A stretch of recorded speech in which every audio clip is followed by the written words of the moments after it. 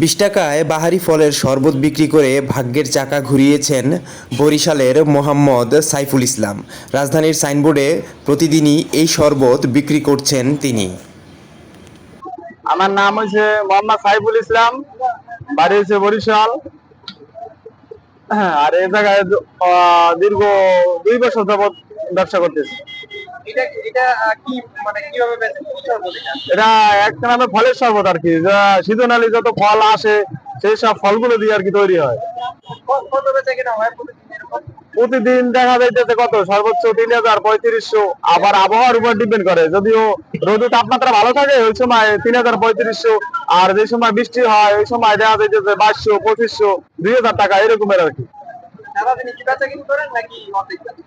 না, সকাল কত 11টার সময় বেচা কেনা শুরু করি, রাত 11টা পর্যন্ত।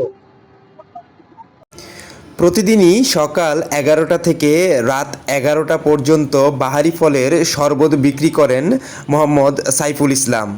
এই শরবত বিক্রি করে তার দিনে 2.5 থেকে 3,000 টাকা পর্যন্ত আয় উপার্জন হয়। তবে এই আয় উপার্জন কম বেশি হতে পারে মৌসুম অনুযায়ী বলে তিনি জানান।